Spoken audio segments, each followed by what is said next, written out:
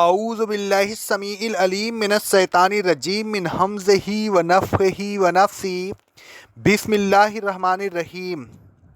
سورہ المائدہ کی آیت نمبر 2 کی تفسیر چل رہی ہے، جس میں اللہ تبارک و تعالیٰ نے حج کے موقع پر قربانی کے جانور کو بیت اللہ لے جانے کے معاملے میں بیان فرمایا ہے۔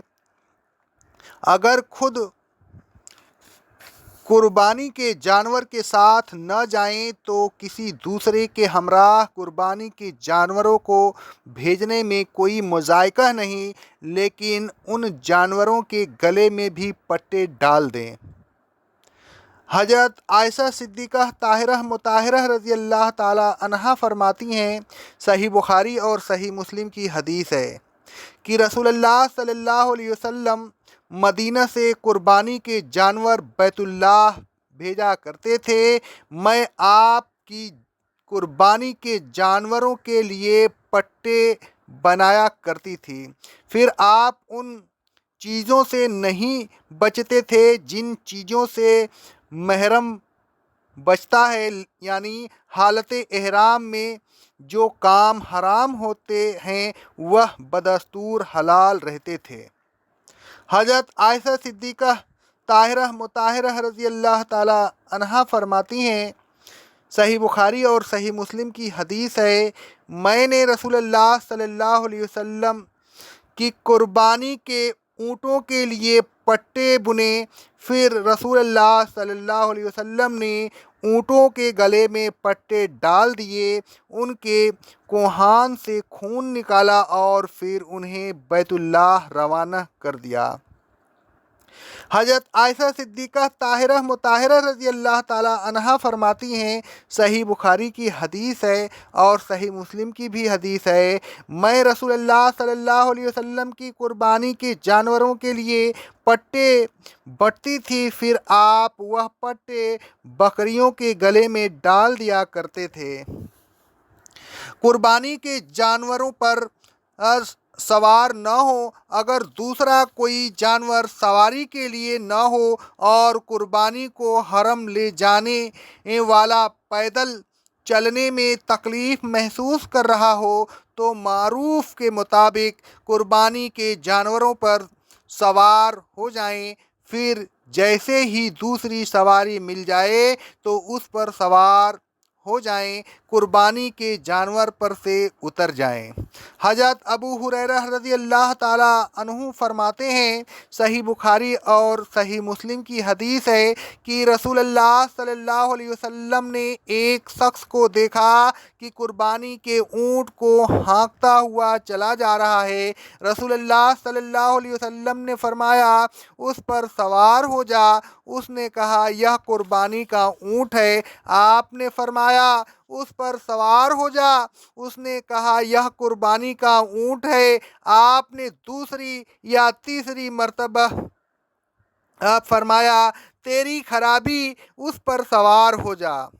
یعنی کہ آپ اگر نڈھال ہو گئے پیدل چلنے سے تو قربانی کے جانور پہ سواری کر سکتے ہیں بدستور کے مطابق۔ رسول اللہ صلی اللہ علیہ وسلم فرماتے ہیں، صحیح مسلم کی حدیث ہے، قربانی کے جانور پر معروف کے مطابق سوار ہو جایا کرو، بشرطے کہ تم اس پر سوار ہونے کے لیے مجبور ہو جاؤ، پھر جب تمہیں دوسری سواری مل جائے تو اس پر سے اتر جایا کرو۔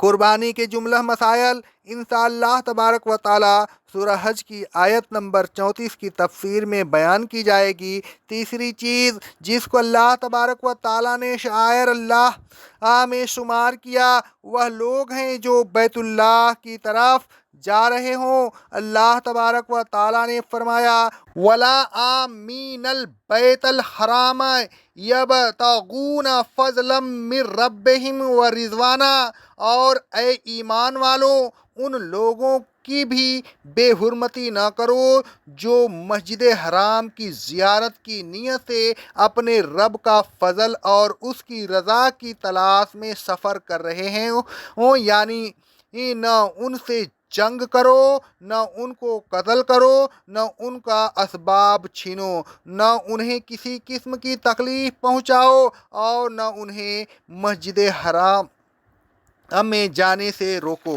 आगे अल्लाह रब्बुल आलमीन ने फरमाया वैज़ा खलल तुम फस्तादू, और ए ईमान वालों जब तुम एहराम उतार दो तो फिर शिकार कर सकते हो।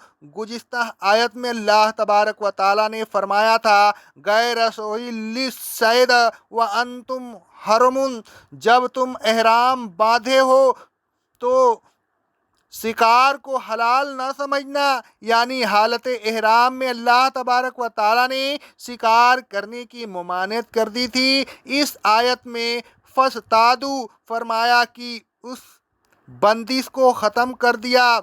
फस्तादू अगरचह अम्र का सीगा है, लेकिन क्योंकि बंदिश के बाद वाक़े हुआ है लिहाजा उससे शिकार करने की इजाज़त निकलती है, न कि शिकार करने का हुक्म। हालत एहराम में जिस शिकार की पाबंदी है वह खुश्की का शिकार है। अल्लाह तबारक व ताला फरमाता है सूरह अल माइदा की आयत नंबर 96 में, अलबत्ता जब तक तुम हालत एहराम में हो तुम पर खुश्की का शिकार हराम कर दिया गया है।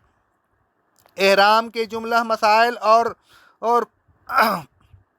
हालत एहराम की तमाम पाबंदियों का जिक्र हम इंशाअल्लाह ताला इसी सूरत की आयत नंबर 96 की तफसीर में बयान करेंगे। आगे अल्लाह रब्बुल आलमीन फरमाता है वला यजरे मन्नकुम सन आनु कौमिन अन सद्दुकुम अनिल मस्जिदिल हराम अन तातदू, और ए ईमान वालों अगर किसी कौम ने तुमको मस्जिद हराम से रोका था और उस वजह से तुम्हें उस कौम के बुग़्ज़ हो गया हो तो यह बुग़्ज़ तुम्हें उस बात पर आमादा न करे कि तुम उन पर ज़्यादती करो या उनके साथ ना इंसाफ़ी करो, क्योंकि अल्लाह तबारक व ताला फरमाता है सूरह अल माइदा की आयत नंबर 8 में ए ईमान वालों महज अल्लाह की रज़ा के लिए इंसाफ के साथ गवाही देने के लिए खड़े हो जाया करो और किसी कौम की दुश्मनी तुम्हें उस बात पर आमादा न करे कि तुम इंसाफ न करो, नहीं इंसाफ ही किया करो, यही तकवा के करीब है। अल्लाह तबारक व ताला से डरते रहो, बेशक अल्लाह तुम्हारे आमाल से बाखबर है। आगे अल्लाह रब्बुल आलमीन फरमाता है वतआवनु अलल बिर्रे वत्तक़वा वला तआवनु अलल इस्मे वल उद्वाने, और ए ईमान वालों नेकी और तकवा के कामों में एक दूसरे के साथ ताउन किया करो और गुनाह और ज़्यादती के कामों में एक दूसरे के साथ ताउन न किया करो। अगर तुम समझते हो कि तुम्हारा कबीला, तुम्हारे दोस्त या तुम्हारी कौम गलती पर हैं तो दूसरे लोगों के मुकाबले में उनकी हिमायत न करो बल्कि हक का साथ दो। बेसोचे समझे बगैर तहकीक के अपने लोगों की हिमायत के लिए कूद पड़ना इंसाफ का खून करना है और यह बहुत बड़ा गुनाह है, क्योंकि रसूलुल्लाह सल्लल्लाहु अलैहि वसल्लम फरमाते हैं, सही मुस्लिम की हदीस है, जो शख्स अंधे झंडे के नीचे लड़े यानी बेसोचे समझे अपने कबीला की हिमायत करे, अपने कबीला के लिए गुस्सा में आए या असबियत की दावत दे या असबियत के बाइस अपने कबीला की मदद करे, तो ऐसा शख्स अगर कत्ल हो जाए तो उसका कत्ल जाहिलियत का कत्ल होगा, ऐसा शख्स मेरी उम्मत में से नहीं। हजरत जाबिर रज़ी अल्लाह ताला अन्हु फरमाते हैं, सही बुखारी और सही मुस्लिम की हदीस है, हमने नबी करीम सल्लल्लाहु अलैहि वसल्लम के साथ जिहाद किया, आपके साथ बहुत से मुहाजिरीन हो गए, यहाँ तक कि उनकी कसरत हो गई। मुहाजिरीन में एक शख्स यानी एक लड़का बहुत मजाक किया करता था। उसने मजाक में एक अंसारी लड़के की पीठ पर हाथ मारा। अंसारी लड़के को बहुत गुस्सा आ गया। दोनों लड़के लड़ने लगे, यहाँ तक कि दोनों ने अपने कबीलों को पुकारा।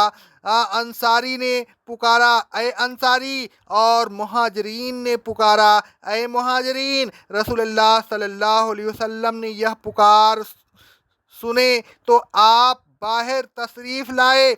आपने फरमाया, यह जाहिलियत की पुकार कैसी? फिर आपने पूछा, उन लोगों का क्या मामला है? लोगों ने आपको बताया कि एक मुहाजिरीन लड़के ने एक अंसारी लड़के के पीठ पर हाथ मार दिया। बस उसी बात पर वह दोनों लड़ने लगे और हर एक ने अपने अपने कबीला को पुकारा। रसूलुल्लाह सल्लल्लाहु अलैहि वसल्लम ने फरमाया, उस किस्म की पुकार को छोड़ दो, यह बड़ी एक खबीस पुकार है।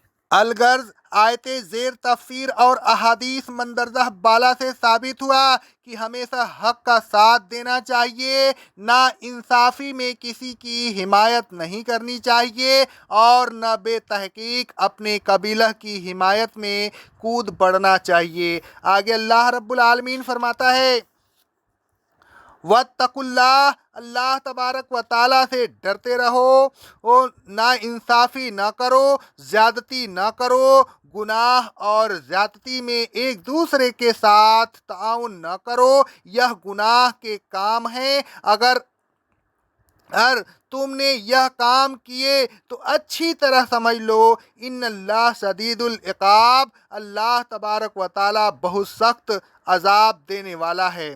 ऐ ईमान वालों, अल्लाह तबारक व ताला के शायर की बेहुरमती न कीजिए। हुर्मत वाले महीने कुर्बानी के जानवरों और मस्जिद हराम जाने वालों के बेहुरमती न कीजिए।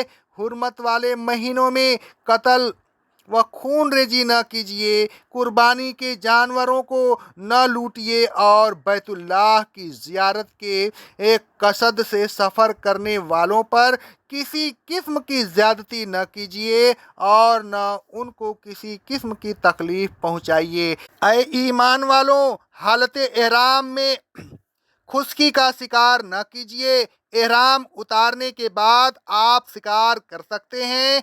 ऐ ईमान वालों, किसी कौम से अगर तुम्हारी अदावत हो तो उस अदावत को उन पर ज़्यादती करने का बहाना न बनाइए। नेकी के कामों में एक दूसरे के साथ ताउन किया कीजिए, बुराई के कामों में एक दूसरे के साथ ताउन न किया कीजिए। अल्लाह तबारक व ताला से डरते रहिए और उन अहकाम इलाही की खिलाफ वर्जी हरगिज़ न कीजिए। अक़ौलु क़ौली हाज़ा, अस्तग़फ़िरुल्लाह अस्तग़फ़िरुल्लाह अस्तग़फ़िरुल्लाह।